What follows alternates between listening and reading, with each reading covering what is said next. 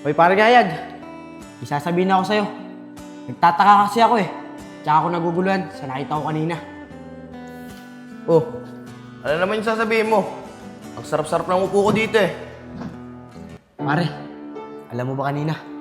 Nakita ko si Maring Pisot. Lumabas sa kwarto ni Boss B. Uy, paring Oscar, tumigil-tigil ka nga sa sinasabi mo. Baka mamaya eh. Maring hindi ka ni Boss B. Malintikan ka pa. Tsaka magbibiro ka. Huwag ganyan na. Pare, totoo yung sinasabi ko. At hindi ako nagbibiro. Pero hindi ko naman binibigyan ng mali siya yun eh. Ang pinagtataka ko lang, ba't lumabas si Maring Pisot sa kwarto ni Boss B? Ikaw talaga. Baka may kinalaman si Maring Pisot doon sa kwarto ni Boss B. O kaya, pinutusan siya. Kaya ikaw, tigil-tigilan mo na yan ha. Siguro nga pare, baka inutusan lang ni Boss B yun. Paano? Tara, gala-gala muna tayo dito. Malay mo, makita tayong chicks. Tara! Pare Ngayag, ang laki talaga ng resort ng kapatid ni Boss B, no? Oo nga pre, ang laki talaga. Pero, kung kaya ang inabot nito resort na to? Pare, sigurado ako, milyon ang inabot na ito. Pero ano kaya napag-usapan niyo lang magkapatid kahapon? Aba, ewan ko. Tsaka pagdating sa ganung bagay, labas na tayo dun. Narinig mo naman, di ba? Yung sinabi ni Boss B kagabi, na may importante silang pag-uusapan ng kapatid niya. Pero pare, may napapansin ako. Kanina ko pa hindi nakikita si Maring Pisot. Nasaan kaya siya? Nakita mo ba? Kanina ko pa nga rin siya hindi nakikita eh. Baka naman may pinapagawa sa kanya si Boss B. Pero pare, may 50 ka ba dyan? Bibili lang ako sa labas. Pare, ako nga eh. May gustong bilhin. Hindi ako makabili. Ubus na rin kasi yung pera ko eh. Kay Boss B kaya, magsabi tayo, di ba? Sabi naman niya, siya ang bahala sa atin. Pre, nahiya ako eh. Hindi yan pare. Sabi naman niya yun eh. Tara. Sige, ikaw ang bahala. Sige. Tara. Sige pre, ikaw ang kakatok ka. Nahiya talaga ako eh. Sige pre, akong bahala. Wala naman tayong gagawin masama eh. Hindi naman tayo magdanakaw. Sa bagay, may point ka. Eh sabi naman niya, siya na ang bahala sa atin. Ito ka na. Boss B. Boss B. O pare, bukas pala eh. Pre, huwag mo na basta-basta buksan. Mamaya mapagalitan pa tayo ni Boss B. Hindi yan, akong bahala. Wala naman tayong gagawin masama eh.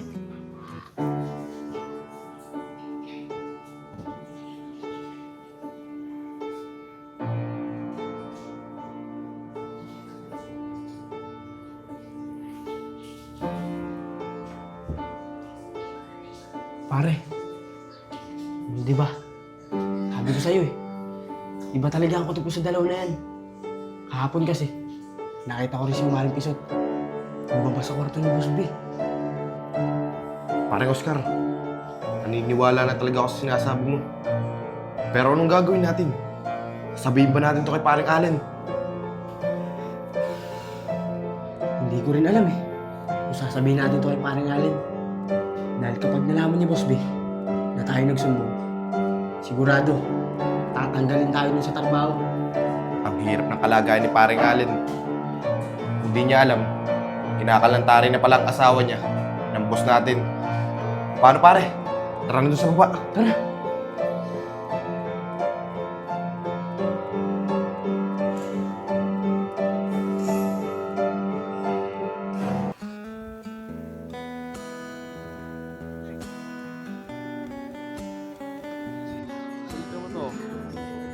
Pogi yan eh.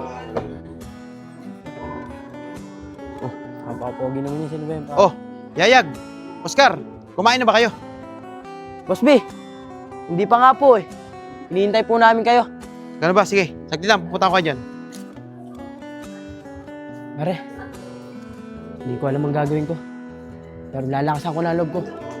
Sasabihin ko kay Boss B, nakita natin sila, ni Maring Pisot. Magkasama sila. Huwag na. Basta pare, lalakasan ko talaga loob ko. Sasabihin ko to. Wala ka. Oh, bakit di kayo tumatawag doon sa kwarto ko? Di pa pala kayo kumakain dalawa. Boss B, pumunta po kami sa kwarto mo. Kaso, tulog po kayo. Kaya bumaba na lang po kami ng Oscar. Di ba nga, Oscar? Nga, Boss B. Pumunta po kami dun kanina. Boss B, Oscar, ano yun? may sasabihin po sana ako eh. Pre, kung sabihin. Hindi pare, sasabihin ko to. Hindi kasi ako mapapakali. Boss B, kanina po kasi, nakita po namin kayo sa kama. Ni Maring Pisot, magkatabi po kayo. Bakit naman basta pasok kayo sa kwarto ko? At hindi man lang kayo kumakatok. Ikaw, pre, sabi ko sa'yo eh, huwag mo na sabihin. Sige, Ayag. Total, nakita nyo na rin lang. May tatanong ako sa inyong dalawa. Gusto nyo pa ba magtagal sa trabaho? O naman po, Boss B.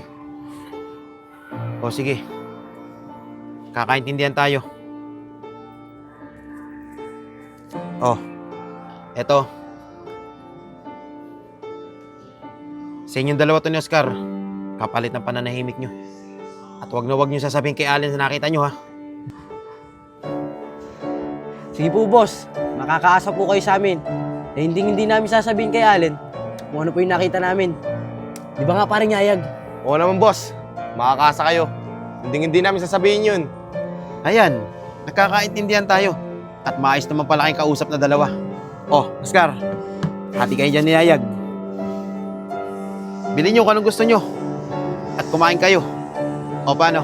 Aalis na ako, ha? Teka, siya nga pala. Bukas, uuwi na tayo, ha? Aasahan ko yan. Sige, boss. Sige. Pare, paldo tayo, pare. Ang dami na ito. Parang Oscar, mukhang marami-rami yan ah. Kaya nga, pare. Marami talaga to. Kaya pare Allen, pasensya ka na. Iba na kasi ang panahon ngayon eh. Parang Oscar, huwag mo nang patagalin yan. Bilangin mo na. Sige, pare.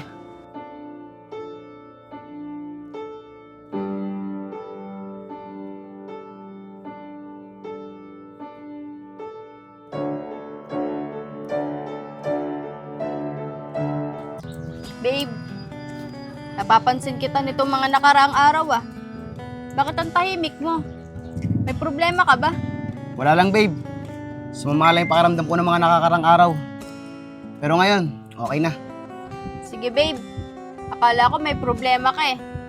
Pero, nakita daw kayo nung pinsan ko. Magkasamaan kayong dalawa ni Mary Joy, nung nakakaraan. Ikaw talagang babae ka. Baka niloloko mo lang ako ah. At tulad nga na sinabi ko kanina, ililihim natin kung magkakarelasyon man tayong dalawa. At walang magsasabi kay Mariel. Ikaw talaga, Apong.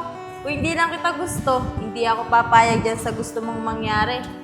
O sige walang magsasabi kay Mariel. Sige, walang magsasabi kay Mariel. Eh paano pag nahuli tayo ni Mariel? Ako ang bahala. Ano? Tara na. Tara. Ano, babe? Nakita ko ng pinsan mo nung nakakaraan. Eh di ba magkasamaan tayong dalawa nun? Iniwan mo pa nga ako sa Boulevard, di ba? Pare, Tsaka, masaya rin pala kasama si paano Boss mamalik Bill. pa lang yung pinsan mo? Hindi ako yun. Yung babae dyan mo kakakain. Si pare Gabong to. Pare Gabong. Mariel, magandang araw sa inyo. Eh mga pre, mabutit nakita namin kayo. Yung nakakaraan pa namin kayo hinahanap eh. Balak sana namin kayo invite. Samansa rin namin ni Mariel. Mag-iinom tayo. Parang nga pong, hindi mo talaga kami makikita. Dahil nasa Batangas kami. Kasama namin ng boss namin. Pero sige, sama kami. Inuman yan eh. Sige pre, haasahan ko yan ah. Pero baka mamaya, pagalitan ka na naman ng asawa mo. Hindi naman siguro babe. Dahil tayo lang naman kasama ni Yayag eh. Tsaka, minsan lang naman mangyari to na magkasama-sama tayo magkakaibigan. Pero congrats sa inyong dalawa. Dahil ilang months na rin ang nase-celebrate niyo. Siyempre naman pre, mahal na mahal ko si Mariel eh. Uy, anong pinag-uusapan nyo dyan? Sali nyo naman ako. Mary Joy, naalala ba yung sinabi ko sa'yo? Nabalak namin magpainom sa mansari namin ni Apong. At ito nga yun, yung pinag-uusapan namin. Matagal-tagal na ulit, no? Bago ulit tayo nagsama-sama sa inuman. Pero, Yayag, Oscar, kamusta nga pala naging trabaho ni nanay sa Batangas? Mary Joy, ayos naman. Di ba nga, Yayag? Oo. Buhay prinsesa nga nanay mo eh. Kay Boss B. Ang gaga ng trabaho niya. Pero Mary Joy, totoo ba yung sinasabi ng pinsan ko? Na magkasamaan daw kayo ni Apong nung nakakaraan. Babe, di ba nga katulad ng sinabi ko sa'yo kanina? Baka namamalikmata lang yung pinsan mo. Di ko nakakasamahan yan. Di ba nga, Mary Joy? Oo, Mariel. Di ko nga nakakasamahan yan eh. Bago ko nga lang ulit nakita yung boyfriend mo. O sige na, iwan ko muna kayo ah. Inuutusan pa ako ni nanay. O paano pre? Maiwan na rin namin kayo ah. Tara na Oscar.